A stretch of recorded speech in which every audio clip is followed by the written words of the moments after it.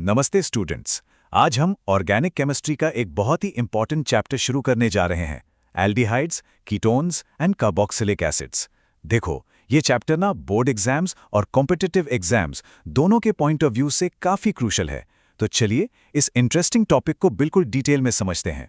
अब हम इस स्लाइड में हमारी डेली लाइफ की कुछ चीज़ें देखेंगे, जैसे कि परफ्यूम्स, मसाले, यहाँ तक कि प्लास्टिक्स। ये सब हम रोज़ देखते हैं, यूज़ करते हैं।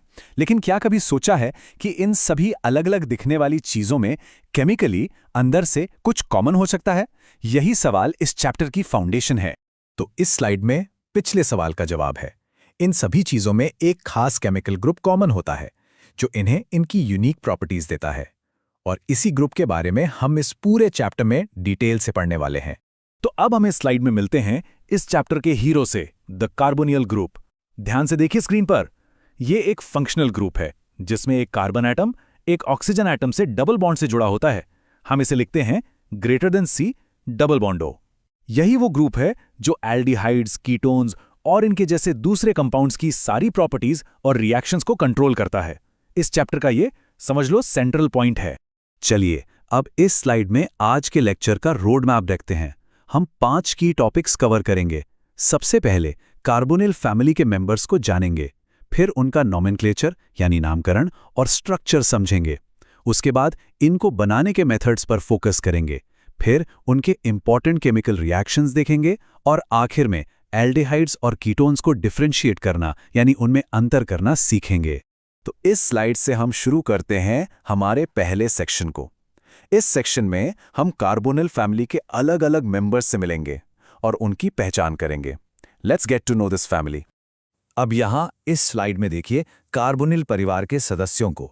ये जो C double bond O group है यानी कार्बोनिल ग्रुप, इसको एक पेरेंट की तरह समझो जिसके कई इंपॉर्टेंट चिल्ड्रन और डेरिवेटिव्स हैं, जैसे कि aldehydes, ketones, carboxylic acids, acyl halides, asters और एमाइड्स। एक बात पर ध्यान दीजिए, इन सब में आपको C equal to O group common मिलेगा। अब इस स्लाइड से हम आते हैं हमारे दूसरे सेक्शन पर, नॉमेनक्लेचर एंड स्ट्रक्चर। देखो, किसी भी कंपाउंड को समझने के लिए उसका नाम और स्ट्रक्चर जानना सबसे जरूरी है। यहां हम इन्हीं बेसिक्स को डिटेल में कवर करेंगे। अब हम इस स्लाइड में एक बहुत इंपॉर्टेंट टेबल देखेंगे। ये टेबल बोर्ड एग्जाम्स के लिए बहुत इंपॉर्टेंट है। आपको कॉमन नेम्स और IUPAC नेम्स दोनों ही पता होने चाहिए। फॉर एग्जाम्पल, HCHO को आम भाषा में फॉर्मल्डिहाइड कहते हैं, लेकिन IUPAC सिस्टम में इसका नाम है मेथेनॉल। बिल्कुल वैसे ही CH3COCH3 को हम सब एसीटोन के नाम से जानते हैं, पर उसका करेक्ट IUPAC नाम है प्रोपेनॉन।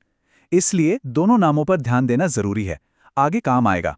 अब इस स्लाइड में कार्बोनिल ग्रुप की ज्योमेट्री यानी उसके स्ट्रक्चर को समझते हैं।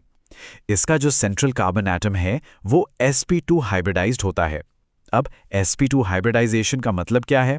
इसका मतलब है कि ये एक फ्लैट प्लेनर स्ट्रक्चर बनाता है जिसे हम ट्राइगोनल प्लेनर कहते हैं। इसमें 3 सिग्मा बॉन्ड्स होते हैं और इनके बीच का एंगल लगभग 120 डिग्री होता है। बिल्कुल एक फ्लैट ट्राइंगल जैसा शेप इमेजिन कीजिए। अब इस स्लाइड में हम बात करते हैं कार्बोनिल ग्रुप की पोलैरिटी की। जैसा कि हम जानते हैं, ऑक्सीजन जो है वो कार्बन से ज्यादा इलेक्ट्रोनेगेटिव है। तो वो क्या करता है? वो C डबल बॉन्ड O के इलेक्ट्रॉन्स को अपनी तरफ खींचता है। इसकी वजह से ऑक्सीजन पर एक पार्शियल नेगेटिव चार्ज, जिसे हम डेल्टा नेगेटिव कहते हैं, और कार्बन पर एक पार्शियल पॉजिटिव चार्ज यानी डेल्टा पॉजिटिव डेवलप हो जाता है।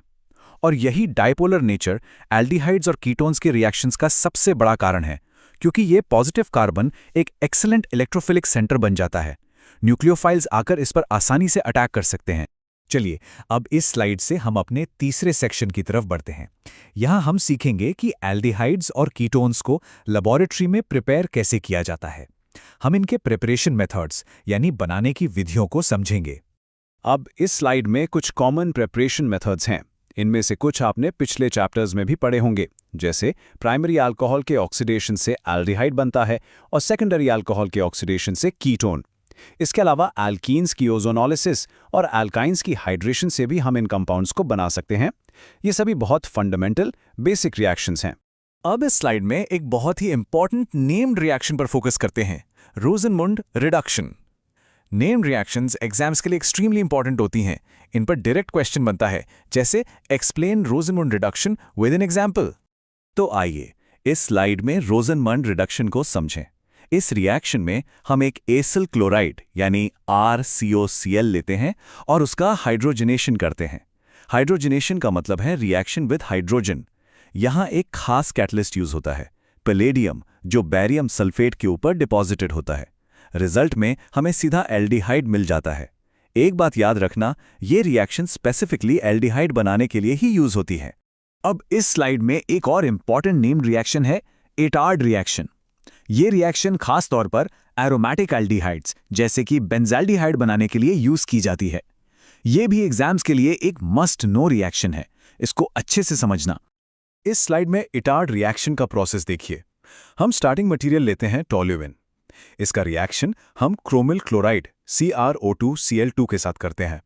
पहले एक बीच का इंटरमीडिएट क्रोमियम कॉम्प्लेक्स बनता है। जब हम इस कॉम्प्लेक्स की हाइड्रोलिसिस करते हैं यानी पानी से रिएक्ट कराते हैं, तो हमें हमारा फाइनल प्रोडक्ट बेंजाल्डिहाइड मिल जाता है। तो इस मेथड से हम टोल्यून को आराम से बेंजाल्डिहाइड में कन्वर्ट कर सकते हैं। अब इस स्लाइड में बेंजाल्डिहाइड बनाने की एक और इंपॉर्टेंट नेम्ड रिएक्शन है गैटरमैन कोक रिएक्शन। ये भी एक स्पेसिफिक मेथड है जिससे हम एरोमेटिक रिंग पर डायरेक्ट एल्डिहाइड ग्रुप यानी CHO इंट्रोड्यूस कर सकते हैं। चलिए अब इस स्लाइड में गैटरमैन कोच रिएक्शन को डिटेल में देखते हैं। इसमें हम बेंजीन को कार्बन मोनोक्साइड CO और हाइड्रोजन क्लोराइड HCl के मिक्सचर के साथ ट्रीट करते हैं। रिएक्शन को आगे बढ़ाने के लिए हम अनहाइड्रस एल्यूमिनियम क्लोराइड को एज अ कैटलिस्ट यूज करते हैं। ये रिएक्शन सीधे बेंजीन रिंग पर एक एल्डिहाइड ग्रुप CHO लगा देती है, जिससे हमें बेंजाल्डिहाइड मिल जाता है। बहुत ही यूजफुल रिएक्शन है ये। अब इस स्लाइड से हम आते हैं हमारे चौथे सेक्शन की केमिकल रिएक्शंस पर। अब तक हमने जाना कि इनको बनाते कैसे हैं, अब हम देखेंगे कि एल्डिहाइड्स और कीटोन्स दूसरे केमिकल्स के साथ रिएक्ट कैसे करते हैं। जैसा कि हमने पहले देखा था, इनकी सारी प्रॉपर्टीज इनके कार्बोनिल ग्रुप के स्ट्रक्चर से ही आती हैं। अब ये जो कंसेप्ट स्लाइड में है ये बहुत इंपॉर्टेंट है, इस पर ध्यान देना। जनरली एल्डिहाइड्स कीटोन से ज्यादा रिएक्टिव होते हैं। अब सवाल है क्यों? इसके दो मेन कारण हैं। पहला, स्टेरिक रीजन। एल्डिहाइड्स में कार्बोनिल कार्बन के पास भीड़ भाड़ यानी क्राउडिंग कम होती है। दूसरा, इलेक्ट्रॉनिक रीजन। कीटोन्स में दो अल्काइल ग्रुप्स अपने इलेक्ट्रॉन डोनेटिंग इफेक्ट से कार्बन के पॉजिटिव चार्ज को कम कर देते हैं, जिससे उसकी इलेक्ट्रोफिलिसिटी घट जाती है। इन्हीं दो रीजंस की वजह से एल्डिहाइड्स ज्यादा रिएक्टिव होते हैं। चलिए अब इस स्लाइड से अपने आखिरी और बहुत ही प्रैक्टिकल सेक्शन पर चलते हैं। इमेजिन कीजिए आपको लैब में दो टेस्ट ट्यूब्स दी जाती हैं, एक में एल्डिहाइड है और दूसरे में कीटोन। आप कैसे पता लगाओगे कि कौन सी टेस्ट ट्यूब में क्या है? इस सेक्शन में हम इसी प्रॉब्लम का सॉल्यूशन सीखेंगे। तो इस स्लाइड में सवाल सिंपल है, एल्डिहाइड या कीटोन, इन्हें अलग कैसे करें? इसके लिए हम कुछ स्पेसिफिक लैबोरेटरी टेस्ट्स का इस्तेमाल करते हैं। ये टेस्ट आपके प्रैक्टिकल एग्जाम्स के लिए भी बहुत जरूरी हैं। अब इस स्लाइड में वो दो फेमस टेस्ट्स हैं, टॉलेंस टेस्ट और फेलिंग्स टेस्ट। टॉलेंस टेस्ट में जब हम एल्डिहाइड में टॉलेंस रिएजेंट डालते हैं तो टेस्ट ट्यूब की दीवार पर एक सिल्वर मिरर यानी चांदी जैसी परत बन जाती है। फेलिंग्स टेस्ट में एल्डिहाइड को फेलिंग सॉल्यूशन के साथ गर्म करने पर एक रेडिश ब्राउन प्रेसिपिटेट बनता है। सबसे इंपॉर्टेंट बात यह है कि कीटोन्स ये दोनों टेस्ट्स पॉजिटिव नहीं देते, इसलिए इन टेस्ट से हम आसानी से एल्डिहाइड्स और कीटोन्स में फर्क पता कर सकते हैं। तो इस स्लाइड में हम आज के लेक्चर के सारे की पॉइंट्स को जल्दी से रिवाइज करते हैं। पहला पॉइंट, हमने सीखा कि कार्बोनाइल ग्रुप प्लेनर और पोलर होता है। दूसरा, एल्डिहाइड्स कीटोन से ज्यादा रिएक्टिव होते हैं। तीसरा, रोजनमुंड, इटार्ड और गाटरमैन कॉक जैसी नेम्ड रिएक्शंस एग्जाम्स के लिए बहुत इंपॉर्टेंट है, इन्हें जरूर याद रखें। और आखिर में, टॉलेंस और फेलिंग्स टेस्ट्स एल्डिहाइड्स और कीटोन्स को डिस्टिंग्विश करने के लिए यूज होते हैं। इन सभी पॉइंट्स को अच्छे से रिवाइज कर लीजिए।